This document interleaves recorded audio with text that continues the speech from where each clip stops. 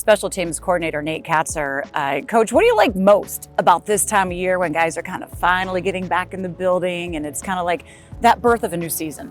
It's really fun to see the returning players that you already have an existing relationship with, and also get to know the new players. You got some new guys for the draft. How close are you saying, okay, that's my new fresh blood to be able to put here in place? Yes, that's always fun. Yeah. And this year it's a little different because positionally there's two defensive ends that are going to be competing for spots and are skill set wise enough to play special teams for us. There's a couple returners in there that have a chance. And obviously there's always DBs, but the D-line piece of it makes it a little bit different, but any new player is fun to work with.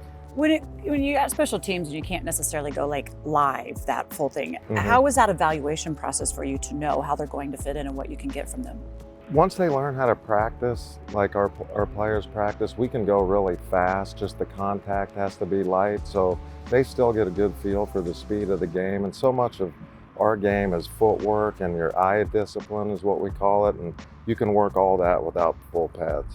Now, your coverage unit last season were really excellent. How do you build off of what Reeves, Percy Butler, and what they did with the new guys kind of coming in? The good thing about those guys is that they're wired the right way, so none of those guys will ever be complacent, and you just have to battle that it's a new day every day, and every year is a new year. You're always starting from scratch. Nothing you did last year, bad or good, counts this year, so always working to just create a fresh start, even every day, so they have a fresh outlook and nothing gets stale. When it does come to the play that they do on defense as well, how much are you saying, wait a second, does this mean I'm going to lose their impact on special teams? Well, that's always an interesting thing, and the part of our job on special teams that's a challenge is when our players get to a point where they're really good and they're good enough to start or emerge as a heavy role player on defense or offense, they play less on special teams. But you also have to be happy to see them go and develop, and that's the best thing for our organization, is to bring in young players that you've drafted or acquired other ways, develop them, and then eventually they should start. And then our personnel people have done a really good job of getting us those types of guys. We just got to keep developing them. Talking about developing, you don't really need to develop anymore with Tress Way. I mean, he's fully baked. How special is he when you know he goes out there and he's going to more than likely pin them in the 20? You know what? Tress has improved steadily his whole career. That is great to see, but I've even seen the last couple years him start to enjoy playing football, not just punting, but playing the game and enjoying his teammates more. And that's been fun to see, because this is such a hard, stressful process that if we don't get some enjoyment out of it, it would be even harder. So it's hard for me to imagine him not enjoying any part of the game. But everyone around this organization knows he's a special person. He's been playing well, so just keeping him really focused on not getting bored with being good, and also enjoying the process, and also rubbing off on his teammates, because when you have a good player that's a veteran, other guys on the team should benefit from him, and that's where we're at with Tress. How many different punts do you think he has? He's got a bag full. Can he add to that? You know what? He probably not a lot. There's not a lot of places to go, but just mastering the ones, because there's still every high-level athlete has something that they're working on, and there's still some punts that he wants to get better at and knows he needs to, so we've always got plenty to work on.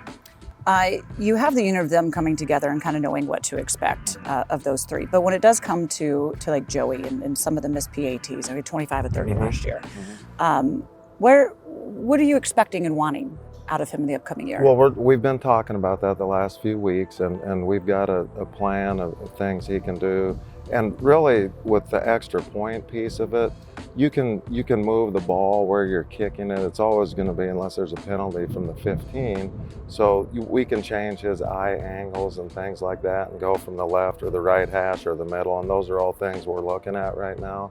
But really, that's a position where it's on display for everybody, and you just have to be perfect. So that's ultimately what we're working for, but we're working hard on changing some eye angles for him. It's a difficult position to be in when that 1 point means a huge difference in the game. Same as when it comes to kickoff and punt returns. AG kind of seemed to be pretty good at the kickoff returns. Do you see continued growth there? Yeah, so with AG, our off-season study, when we completed that, what happened was there were 2 that he mishandled. Now, we possessed the ball, but those go down as a 0 return or return for 5. The balls that he fielded cleanly, he was very good. So we just have to clean up the operation, and he is very, very talented. And, one of the most impactful was the New York Giants game here, where at the end of the game, he had an opportunity, and, we were under 2 minutes, I believe we had a timeout, and he had a really nice return late in the game. And he just has to embrace, if he's the guy back there, that he can impact the game like that and give our offense a shorter field. So with him, it's just about cleaning up the administrative things that go along with running with the ball, and he's capable of being really good. So he'll definitely be in the mix this year. Competition everywhere then, Yes. is what I'm hearing, as well, I imagine, at punt return. You bring Kaczor Allen, he's just known to be dynamic return man. Could we even see maybe Jahan Dotson out there? How do you imagine that, knowing you probably want more out of the punt returns? Yes, so number 1 with the punt returns, and I know this is a popular, yes, and I realize that possessing the ball isn't the most exciting thing to watch, but we saw the flip side of that last year with our cover teams and getting some takeaways that helped us win games. So everyone should see the flip side of that as possessing the ball. Like AG, we had the benefit of studying Dax in the offseason, and since he was out there all year for us, there's places he can get better. And if we have a less penalties here and there, or decision making of when to run it and fair catch it, his numbers can go up even with the same actual returns he did last year. If he would have fair caught 2 of them that he tried to run, that number goes from 8 up to 10, and then he's 10th in the NFL, and then there's less of a conversation. But you're always in search of explosion. In terms of Jahan, with a small NFL roster, you don't have a lot of depth in those spots, so he's very important. He's just playing a lot of offense. So that was Dax's role. Kaczor Allen is a player that did more kickoffs in college, but is certainly capable of catching punts. Everyone's going to see him once the public can watch. He's going to be out here catching punts. He will be in the mix. He is dynamic. You can already see his quickness. We just got to get him where we trust him handling the football. You talk about football should be fun. Yes. We see you loving this job. You're the guy out in the field having the most fun out there. I enjoy it. All right. Thank you. Appreciate your time. Yes. All right. Thanks, Julie.